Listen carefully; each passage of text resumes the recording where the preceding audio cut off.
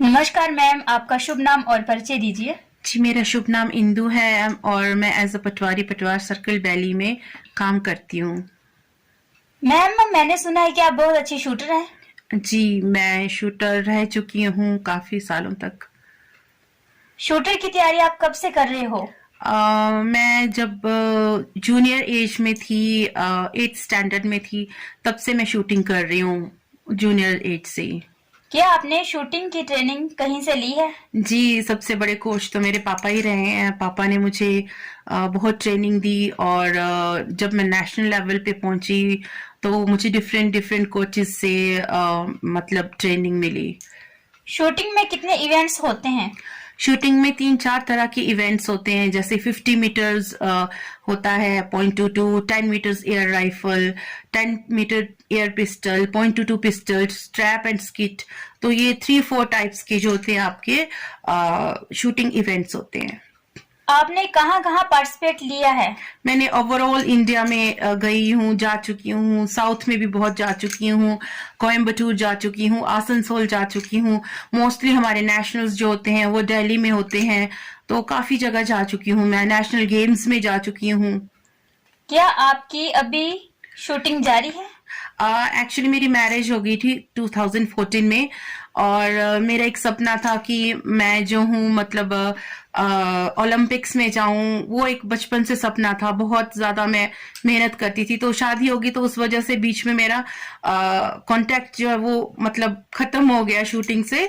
तो अब फिर से मैं स्टार्ट करना चाहती हूँ।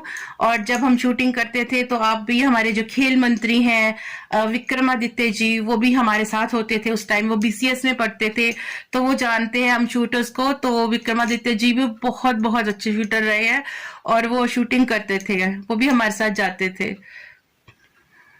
क्या आपके पास अभी भी पिस्टल है? जी हाँ, अभी पहले तो मैं 10 मीटर राइफल करती थी, बट अब मैं पिस्टल स्टार्ट करना चाहती हूँ फिर से 10 मीटर का। तो अभी फिर नेक्स्ट ईयर से अभी मैं देखना चाहती हूँ कि अभी प्रैक्टिस करूंगी। प्रैक्टिस बहुत मांगता है ना एक्चुअली शूटिंग में। काफी टाइम तक प्रैक्टिस आपको करना पड़ता है, होल्डिंग का प्रैक्टिस है, फिर स्ट्रेचिंग करनी पड़ती है। मैंने जिम बहुत किया है, स्ट्रेचिंग की है, बैलेंसिंग की है जब मैं शूटिंग करती थी। मैम, अभी आप पटवार वृत्त वैली में कार्यरत हो। जी। क्या आप शूटिंग के लिए टाइम निकाल पाते हो? नहीं, अभी तो निकाल नहीं पाती हूँ, बट बेटी भी छोटी है, थोड़ा जॉब का भी देखना पड़ता है। तो नेक्स्ट ईयर से मैं सोचती हूँ कि किसी ना किसी तरह से अपनी प्रैक्टिस के लिए टाइम निकाल पाऊँ। इवन लाइव ना कर पाऊँ तो मतलब होल्डिंग, एटलीस्ट होल्डिंग कर पाऊँ। तो इसलिए मैंने अपने पास ये पिस्टल रखा है। ये जर्मनी का पिस्टल है और इसमें मैं प्रैक्टिस करना चाहती हूँ कि मेरा एक सपना है कि अपने इंडिया का नाम रोशन करना है। वो बचपन से एक मैं सपना देखती आ रही हूँ सीरियसली, कि बस मुझे अपने भारत का झंडा फहराना है। वो एक दिल में जो था ना एक सपना, वो पूरा करना चाहती हूँ। वो बस एक जुनून था शूटिंग का कि बस मैं आगे निकलूं, आगे निकलूं, आगे निकलूं।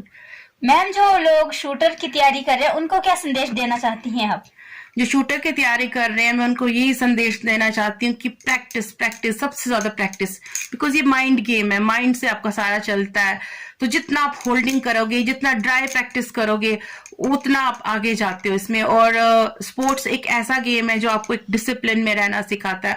मैं एक बात ये समझाना चाहती हूँ, आज जितने भी बच्चे हैं उनको स्पोर्ट्स में आना चाहिए, और सबसे ज्यादा शूटिंग में। शूटिंग एक ऐसा स्पोर्ट्स है जिसमें बच्चा डिसिप्लिन सीखता है, जिसमें बच्चा बहुत आगे जाता है, पॉलिश होता है एक तरह से आपका बच्चा। तो आप अपने बच्चों को एक बार शूटिंग में लेके आए। और एज अ कोच भी रह चुकी हूँ मैं। जो मेरे सिखाए हुए जो बच्चे थे वो काफी नेशनल्स में भी जा चुके हैं। तो मैम, आप एक छोटी सी प्यारी सी गुड़िया है, जी। तो उस गुड़िया को कैसे मोटिवेट करती हो आप? मैं करती हूँ बिल्कुल। अपनी बेटी को भी मैं पिस्टल करवाना चाहती हूँ। और अभी वो बिल्कुल छोटी है, लेकिन थोड़ा थोड़ा मैं उसको होल्डिंग सिखा रही हूँ। मैं उसको स्पोर्ट्स करवाना चाहती हूँ, मैं उसको सिंगिंग में, उसको डांसिंग में करना चाहती हूँ। मैं ये बताना चाहती हूँ कि एक औरत जो होती है ना, वो कभी अकेली नहीं होती है। मैं अपनी बेटी को इंडिपेंडेंट बनाना चाहती हूँ, डिपेंडेंट नहीं। और ना अभी कभी कोई औरत अकेली है, ना कभी कोई औरत गलत है। ये समाज गलत सोचता है ना। जिस दिन मैं कुछ करके दिखाऊंगी ना, उस दिन सबको जवाब मिलेगा। और ये मैं बोल रही हूँ। धन्यवाद मैम। ओके जी, थैंक यू।